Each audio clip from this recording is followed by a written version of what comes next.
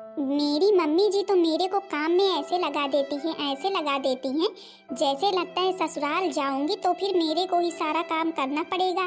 बोलती हैं कल के ससुराल जाना है, कल के ससुराल जाना है, सारा काम सीख लो। अरे क्या जरूरी है हमें ही करना पड़े? और फिर हो सकता है मेरे ससुराल में वॉशिंग मशीन रहे, थोड़ी ना है कि हाँ यहाँ पर नल है और वॉशिंग मशीन नहीं है तो फिर हाथ से कपड़े धुलना पड़ता है। ससुराल में भी हाथ से धुलना पड़े। जब से मेरी शादी की बात चली है तब से मेरे को काम में लगाए रहते हैं। कहीं खाना बनाना रहता है, कहीं बर्तन धुलना रहता है, कहीं कपड़े धुलना रहता है। सारा काम मेरे को ही करना पड़ता है। पता नहीं कहाँ लड़का देखने जाने वाली हैं। मैं तो मम्मी से बोलती हूँ मम्मी आप परेशान ना हो। अगर मेरी शादी किसी बड़े घर में हो गई ना तो फिर वहाँ पर तो सब चीज़ों की व्यवस्था रहेगी। मेरे को इस तरह इतनी दूर कपड़े धुलने थोड़ा ना जाना पड़ेगा। क्या पता वहां पर वॉशिंग मशीन भी रहे।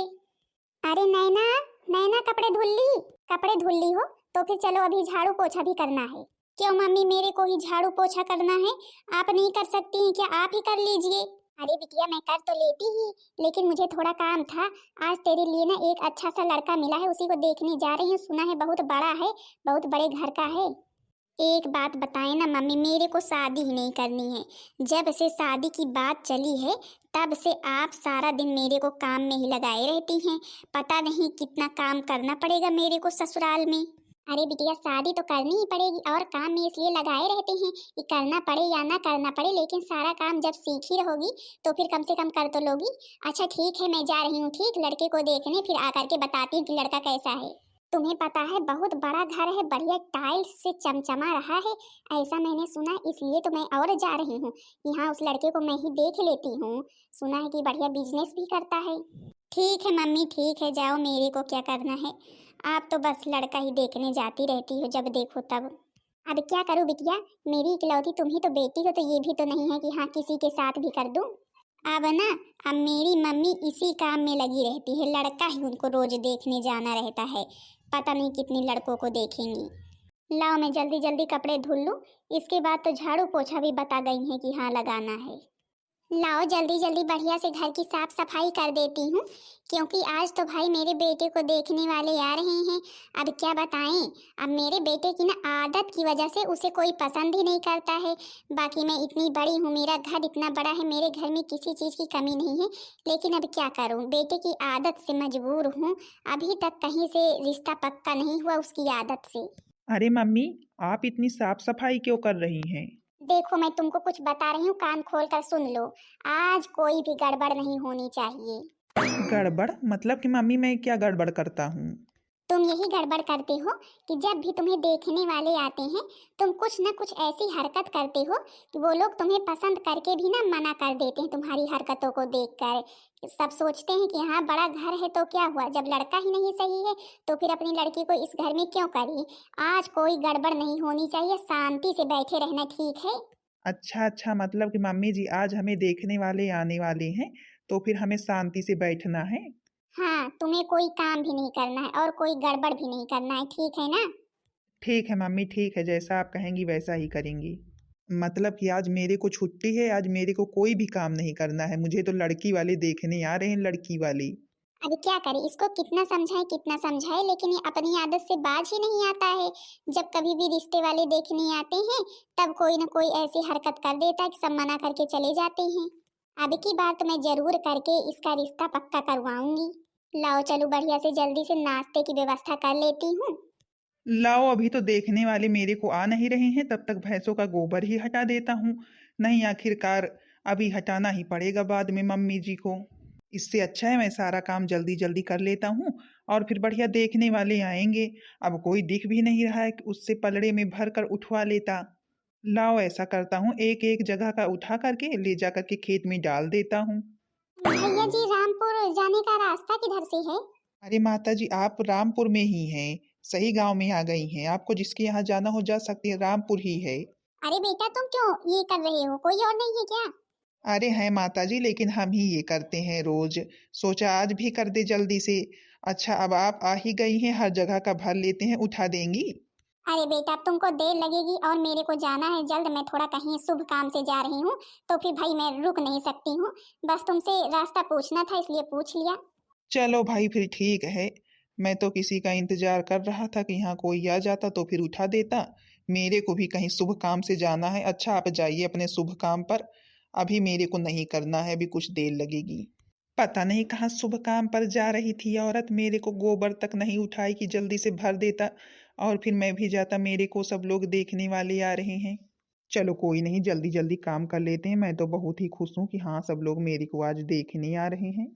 आज मम्मी जी ने बोला है कोई गड़बड़ नहीं करनी है, आज तो कोई गड़बड़ नहीं होगी चाहे जो हो जाए। अब इस बेवकूफ को कितनी बार बोले थे कि हाँ घर से कहीं जाना मत, घर से कहीं जाना मत, लेकिन देखो तो इसकी अता पता ही नहीं है, पता नहीं कहाँ है। मेरे को तो यही डर लगता रहता है कहीं फिर से कोई गड़बड़ न कर दे।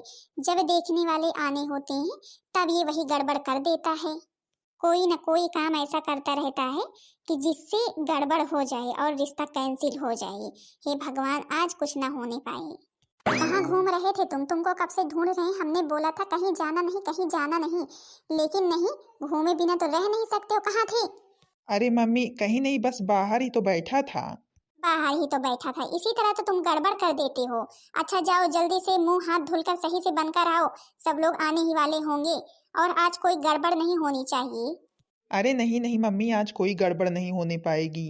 पता नहीं कहाँ से मेरे को देखने वाले आने वाले हैं। बार बार मम्मी कह रही हैं आज कोई गड़बड़ नहीं होनी चाहिए, मतलब कि मम्मी ने लड़की देखी है तो फिर तो लड़की अच्छी ही होगी। पता नहीं कहाँ रह गई अभी शर्मिला जी। नमस्ते बहन जी। नमस्ते नमस्ते बहन जी, आपका ही तो इंतजार कर रहे थे। आइए आइए बैठिए। अब क्या करे बहन जी, रास्ता भटक गए थे, पूछते पूछते तो फिर आए हैं। एक जगह ना बहुत सारी भैंसें बांधी थी, तो फिर वहीं पर एक लोग थे, उन्हीं से रास्ता पूछे थे तो फिर आ पाए। भैंसें तो केवल इतनी सारी मेरे यहाँ ही हैं।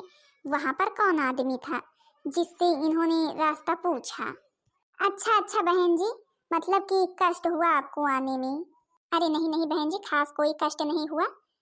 अच्छा मैं नाश्ता लेकर के आती हूँ आपके लिए।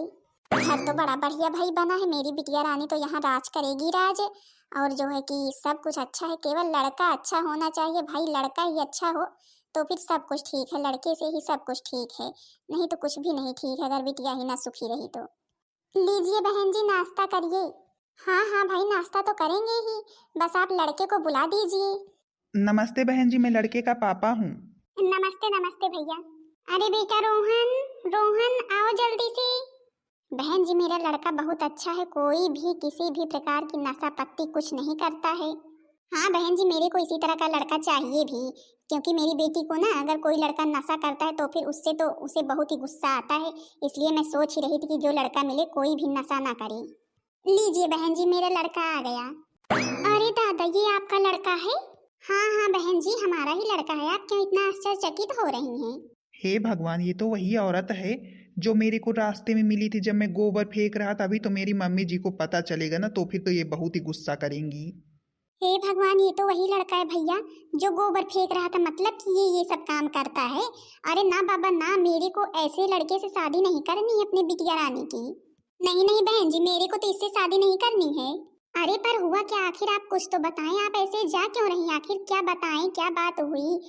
जी बहन जी हम आ रहे थे आपके घर, तो फिर ये लड़का तो भाई जहाँ बता रहे थे बहुत सी भैंसें थी, वहाँ पर ये ही लड़का था और पता है क्या कर रहा था, गोबर फेंक रहा था। मतलब कि ये सब काम करता है, मेरे को तो नहीं पसंद है भैया। क्यों, तुम गोबर फेंक रहे थे? हाँ हाँ बहन जी गोबर ही फेंक रहा था, और ना ही मेरे को ये सब काम पसंद है और ना ही जो है कि मेरी बेटी को मैं तो भैया रिश्ता नहीं कर सकती हूँ, माफ करना। अरे बहन जी सुनिए तो सुनिए तो। ना बाबा ना, मेरे को नहीं रुकना है।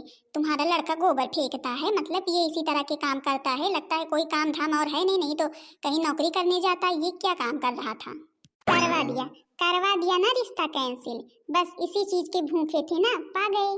इतना मना किया था कि हाँ कोई ऐसी हरकत मत करना जिससे रिश्ता कैंसिल हो, लेकिन नहीं, हरकत तो तुम्हें करनी है, चाहे जो हो जाए, चाहे जैसे करो, और कर दिए।